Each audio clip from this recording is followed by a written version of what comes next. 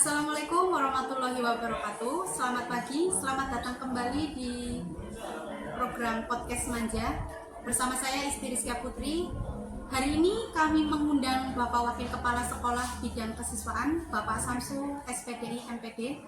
Selamat datang Pak Samsu. Selamat datang juga Mbak Isti, Bu Isti nih? Mbak saja. Oh, Mbak saja. Agar saya terlihat muda Pak. Bagaimana kabarnya Pak Samsu? Alhamdulillah sehat Mbak Isti. Oke Pak, kami mengundang Bapak itu sebetulnya ingin mengobrol Pak tentang program kesiswaan. Boleh. Jadi banyak nih khususnya wali murid mungkin ya Pak dan siswa-siswa yang sekolah di Semanja yang tentunya ingin tahu program Semanja itu ada apa saja. Ya, baik, terima kasih Mbak Isti. Jadi untuk program-program yang ada di Semanja, khususnya di bidang kesiswaan itu sangat banyak.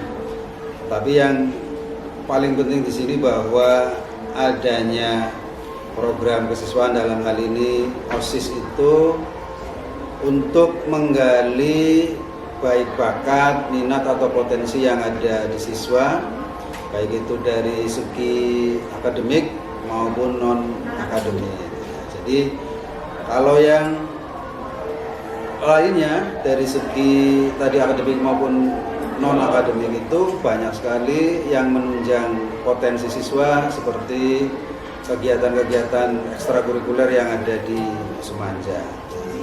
Dari mulai ekstra wajib yaitu pramuka, kemudian ekstra penunjang lainnya seperti tonti. Tonti ini kaitannya dengan kedisiplinan siswa dalam hal siswa mahir dalam baris berbaris dan seterusnya. Kemudian ada lagi ekstra futsal, ekstra silat, karate. Kemudian dari segi seni ada tari, ada teater, ada seni rupa, dan masih banyak yang lainnya. Kemudian untuk di segi keislaman ada rohis. Rohis itu nanti membawa berbagai macam ekstra. Ada tilawah, ada hadroh, dan masih banyak kegiatan-kegiatan yang menggali potensi bakat minat siswa yang ada di Semanja. Banyak. Dan kalau untuk tata tertib Pak, di sekolah, tentunya kan sekolah pasti ada tata tertibnya ya, Pak. Dan pasti masih mungkin belum ditaati oleh anak-anak, oleh siswa. Bagaimana Pak? Tata tertib itu mungkin lazim ada di setiap lembaga pendidikan, dari mulai PAUD pun mesti ada tata tertibnya, apalagi di jenjang SMA yang anak-anaknya sudah dalam usia remaja. Di era seperti era sekarang, kalau orang mengatakan bahwa era sekarang adalah eranya generasi Z, generasi milenial, di mana semua akses informasi dengan gampang diperoleh oleh siswa, yang tentu ada pengaruhnya, baik pengaruh positif maupun pengaruh negatif.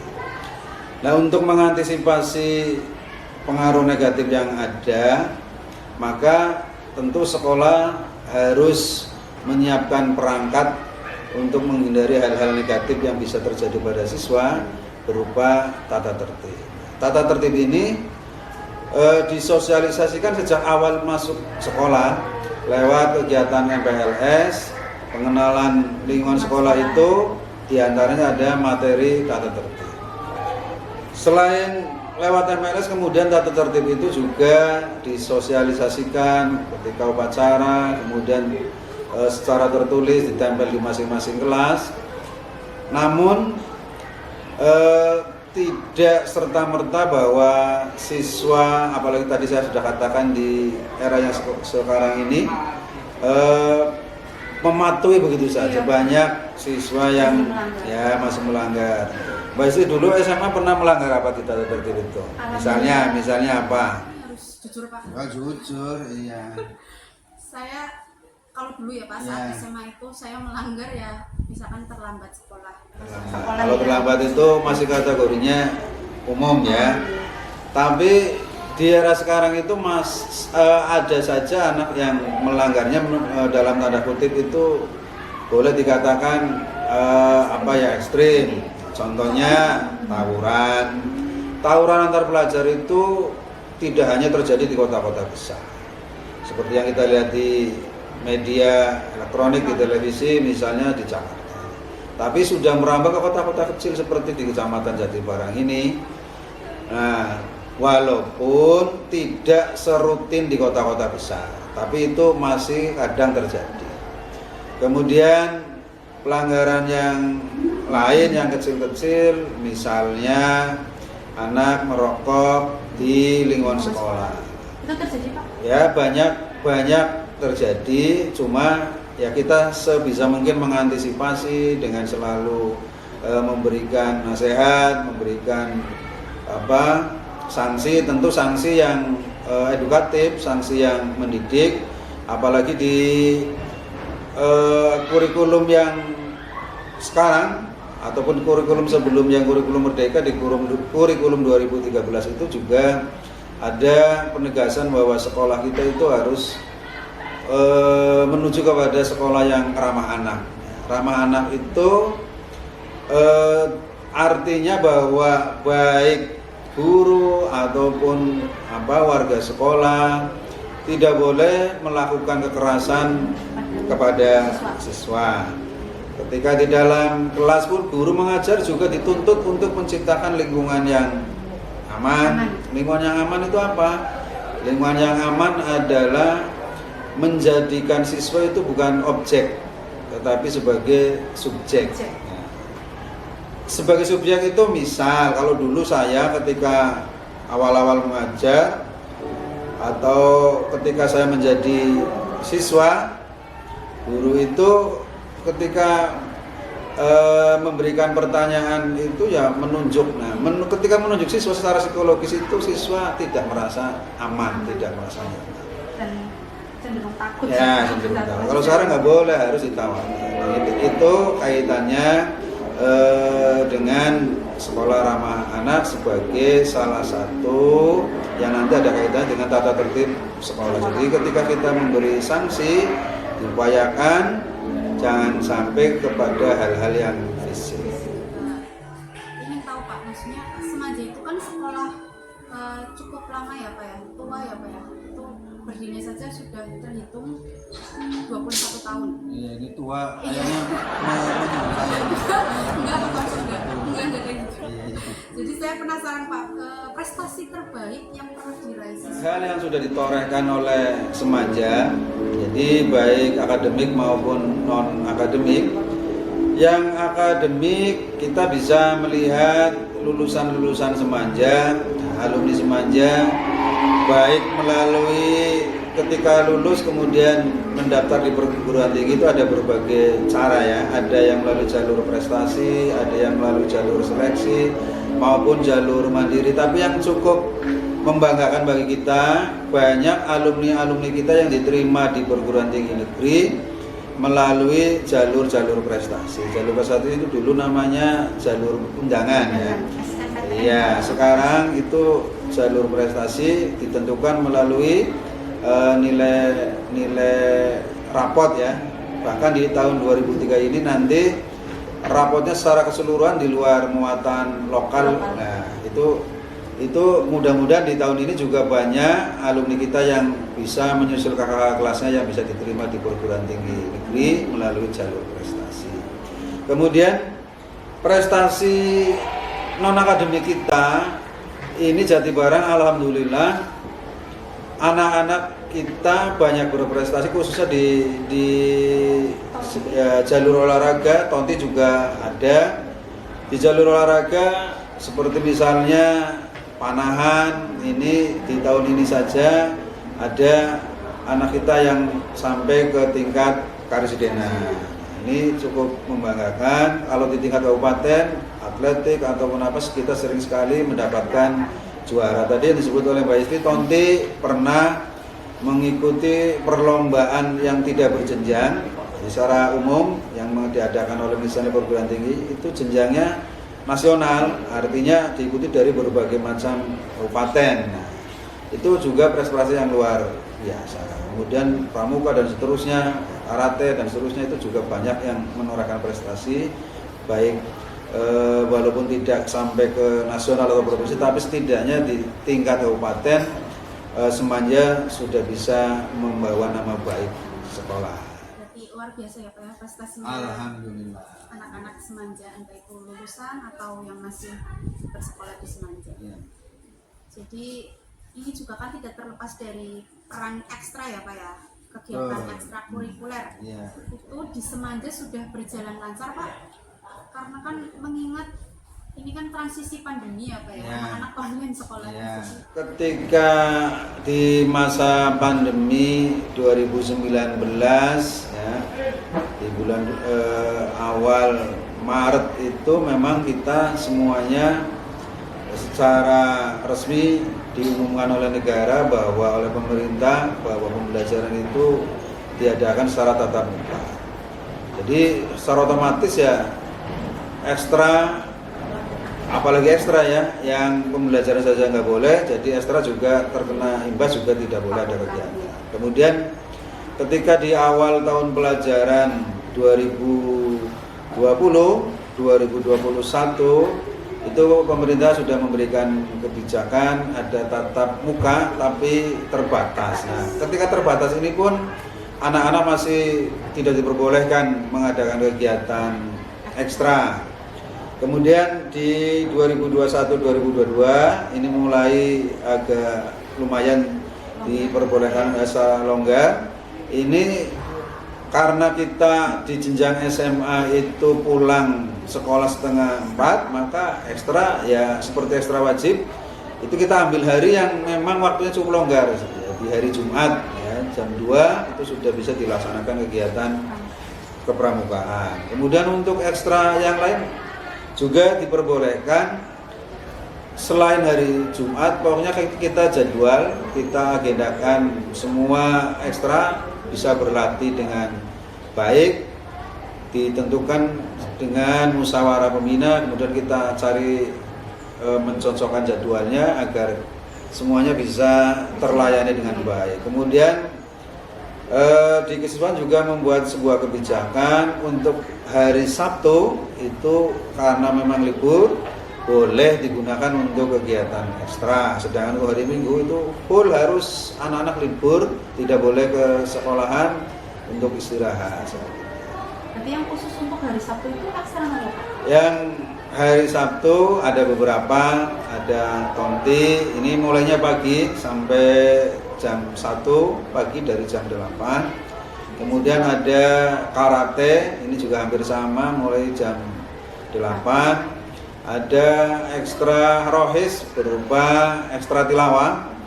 Ini tempatnya di masjid, kemudian kita mengundang pembina atau dalam hal ini pelatih Tiro ya khusus dari ustadz yang ada di sekitar Jatibarat.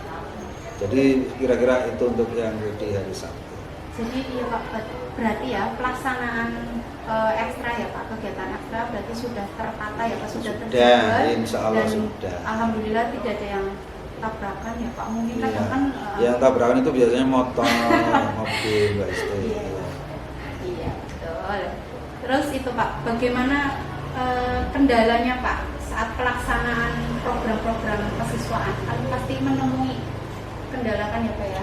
Iya. Siswa atau guru atau Ya, yang lain. betul.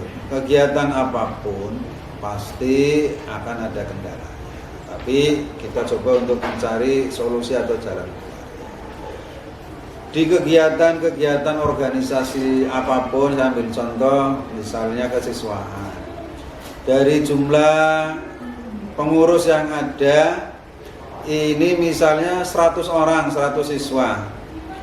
Ini 100 siswa ini berarti ada 2 elemen, ada elemen OSIS, ada elemen MPK, Majelis Perwakilan Kelas. Nah, ini tentu MPR-nya sekolahan yang ketika mau ada pemilihan pengurus OSIS, maka yang membidangi adalah MPK. Dari sekian banyak siswa, itu tidak semuanya nanti 1 tahun berjalan itu aktif semua. Paling nanti separohnya pun ada yang kurang. Nah ini merupakan sebuah salah satu kendala. Ketika anak-anak ini tidak bisa aktif, maka akan mempengaruhi bidang-bidang program kerja OSIS yang sudah direncanakan, namanya ini ikut bidangnya ini. Tentu ketika orangnya tidak aktif, maka bidang tertentu, misalnya bidang keagamaan, anaknya ada 10 anak, tapi yang aktif hanya 1, nah tentu ini sangat berpengaruh. Kemudian kendala yang lain, banyak hal, misalnya dari segi pendanaan. Dari pemerintah itu, khususnya Jawa Tengah, ya, melalui Pergub, bahwa sekolah itu tidak boleh memungut ya, dana apapun ya, karena sudah dibiayai oleh BOS dan BOP, tapi tentu untuk mengcover semua kegiatan yang ada di sekolah, khususnya kegiatan ekstra, dengan adanya tidak ada sumber dana dari masyarakat, maka itu pun sangat berpengaruh. Jadi kegiatan-kegiatan ya yang mestinya kita bisa membiayai, misalnya ketika mau ada olimpiade, ada popda, ketika ada banyak dana, tentu pembinaan kita akan sangat sangat ekstra lebih. Tapi ketika kita terbentur oleh pendanaan, ya maka pembinaan kita akan sangat terbatas. Saya kira ya sangat berpengaruh sekali. Kendala pasti ada ya Pak ya? Pasti ada, tapi kita coba cari solusinya. Tetap ya diusahakan kita bisa berprestasi, ekstra bisa berjalan sesuai dengan jadwalnya masing-masing seperti itu. Ini mendekati PPDB ya Pak, maksudnya mendekati tahun ajaran baru ya Pak. Ya. Jadi ada beberapa ada beberapa wali murid yang di luar ya Pak ya, calon wali murid yang ingin tahu Pak, maksudnya informasi tentang PPDB ini sekilas Pak, tolong sampaikan. PPDB dari mulai tahun 2021 itu sudah tidak seperti dulu. Jadi sekarang itu kita sejak ada pandemi itu, kemudian PPDB menggunakan online. Dalam PPDB online itu mestinya berbasis kepada masyarakat. Jadi masyarakat itu bisa melihat, bisa mengakses sendiri kapan itu PPDB dilaksanakan. Tapi tentu dari pihak sekolah, khususnya Semanja ini berusaha untuk memberikan pelayanan yang terbaik kepada masyarakat melalui kita sosialisasi lewat anak-anak, ya mensosialisasikan ke tetangga, ke keluarga, kemudian Bapak Ibu guru juga menginformasikan kepada masyarakat di lingkungannya. Nah, kapan PPDB itu akan dilaksanakan? PPDB biasanya akan dimulai di awal Juni, awal Juni. Kalau secara sekilas apa saja? Yang pertama, anak atau peserta didik disuruh membuat akun. Ini apakah di sekolah? Tentu bisa dari rumah melalui HP ya. Tapi untuk di SMA Jatibarang kita memberikan layanan bagi siswa yang mau membuat akun di sekolah. Kami sediakan ruangan lab komputer, kemudian dipandu oleh Bapak Ibu guru yang ada atau panitia atau petugas untuk melayani hal itu. Kemudian ada pendaftaran secara online, itu biasanya hanya dilaksanakan kurang lebih 3 hari. Ini pun calon peserta didik bisa mendaftar secara online dari rumah, bisa memantau apakah masuk atau tidak, bisa dari rumah. Tapi lagi-lagi Semanja mencoba memberikan pelayanan ya. Apabila ada anak yang mau dibantu untuk mendaftar, ya silakan datang ke Semanja ya, ke sekolah. Nanti ada petugas yang siap melayani.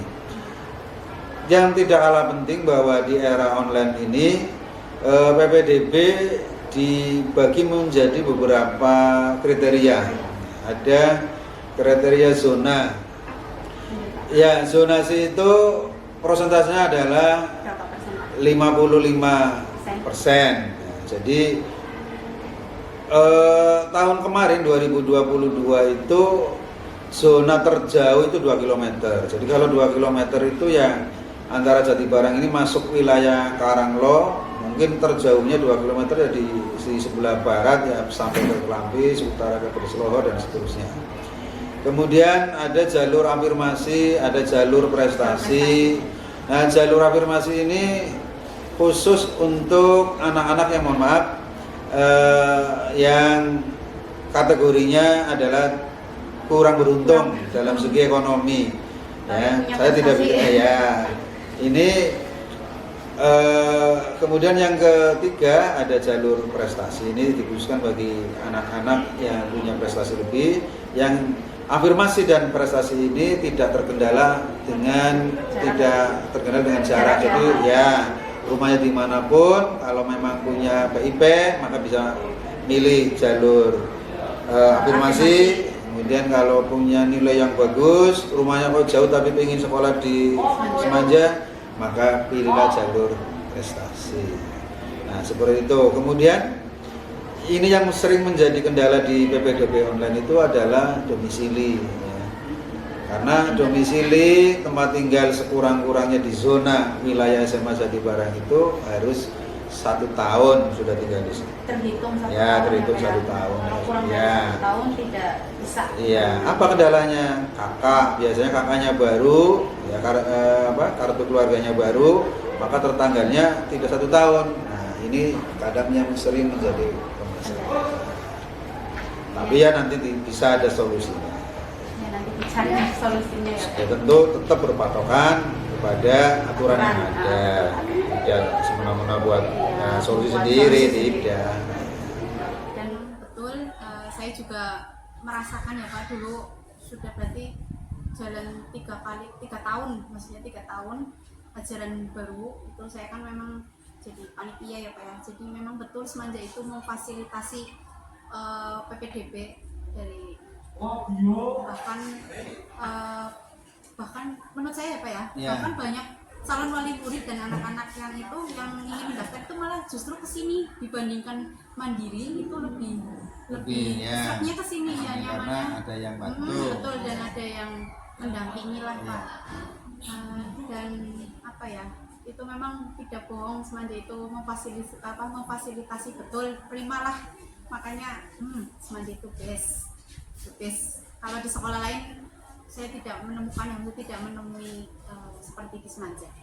Dan untuk ini Pak, mesti melihat tahun ini ya Pak, kan ada beberapa anak-anak yang mutasi ya Pak ya. Itu contohnya kemarin di kelas 10, terus ada di kelas berapa lagi, kelas 10 lagi, berarti banyaknya kelas 10. Itu mutasi Pak. Jadi mutasi itu prosedurnya bagaimana Pak? Mutasi itu ada 2 ya. Mutasi masuk berarti kita menerima siswa pindahan dari sekolah lain. Mutasi keluar berarti siswa kita pindah ke sekolah lain.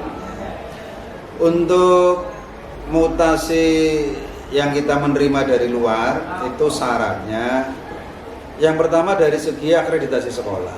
Jadi ya anak Semanja itu akreditasinya A, maka otomatis anak yang mau ke sini sekolah yang dulu itu harus A juga.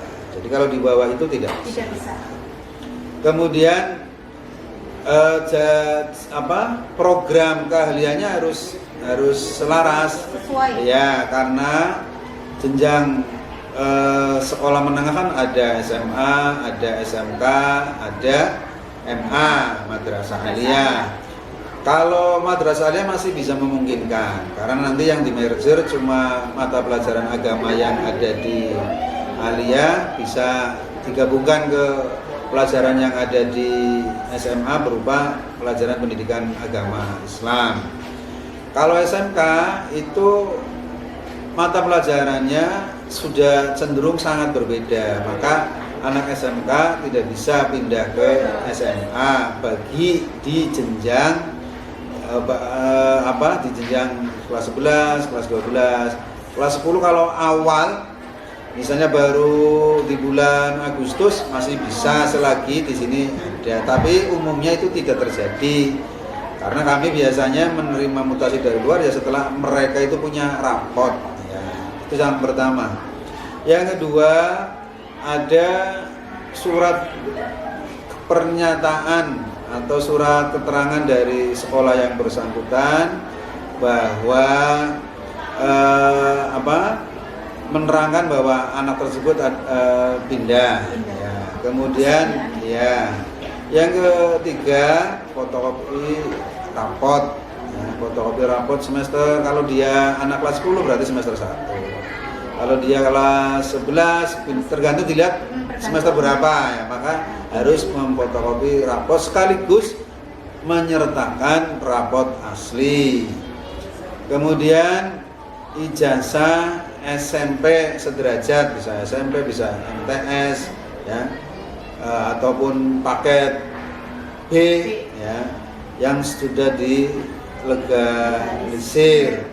Kemudian fotokopi kartu keluarga, ya, fotokopi kakak, kemudian fotokopi akta lahir, dan yang terakhir adalah fotokopi buku induk di sekolah asal yang ada tertulis namanya di situ. Itu sebagai ya syarat untuk mutasi ke dalam, mutasi pindah masuk ke sekolah ya, ke sekolah ini. Kemudian ketika mutasi keluar, maka yang bersangkutan ya, baik siswa atau orang tuanya mencari sekolah terlebih dahulu. Ada kesediaan dari sekolah yang mau ditempati, yang mau menerima. Jangan sampai ini ya, sekolah ini sudah mengeluarkan surat pindah tapi anak itu terkatung-katung tidak bisa sekolah karena ditolak dan seterusnya. Maka harus mencari sekolah dulu, ada kesediaan menerima. Dari sekolah yang mau ditempati itu memberi surat keterangan bahwa ia siap untuk menerima. Itu kira-kira syarat untuk mutasi. Terima kasih Pak. Tadi sudah disebutkan juga ya Pak tentang syarat-syaratnya sekaligus syaratnya. Jadi yang terakhir Pak, yang terakhir harapan Pak Samsu selaku wakil kesiswaan untuk Semanja. Harapan saya secara umum ya, untuk siswa-siswa Semanja menjadi anak yang berprestasi, anak yang berbudi luhur sebagaimana visi dan misi Semanja. Kemudian berbudi luhur itu di dalamnya ada nilai-nilai karakter, prestasi di dalamnya ada akademik maupun non akademik.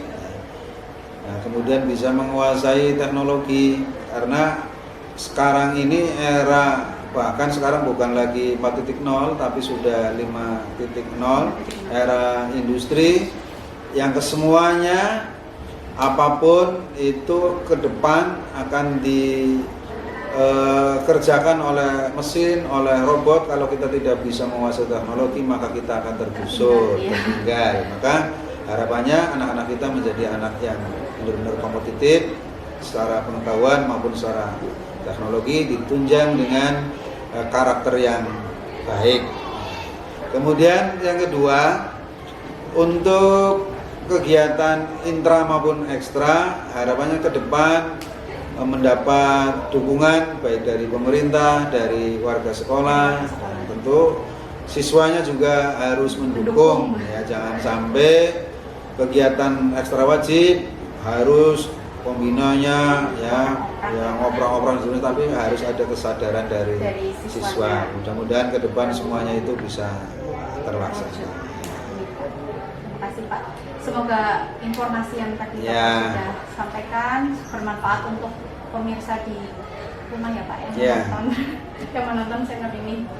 Dan terima kasih Pak sekali lagi sudah berkenan hadir Pak. Sama-sama Mbak Isti. Jangan ya Pak ya. Tidak. Tapi ini Mbak Isti, sebelum saya salam akhirnya beli es mangga, makannya di ruang guru. Kira-kira boleh nggak Mbak Isti makan di ruang guru? Boleh kalau istirahat, tapi apa ya kalau jam-jam mengajarnya jangan.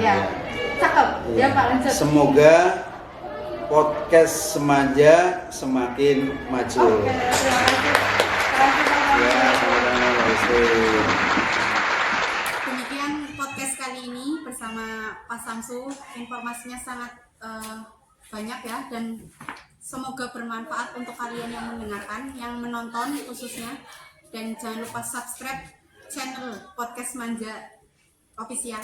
Terima kasih, saya Istri Rizka Putri dan Pak Samsu pamit. Wassalamualaikum warahmatullahi wabarakatuh. Waalaikumsalam warahmatullahi wabarakatuh.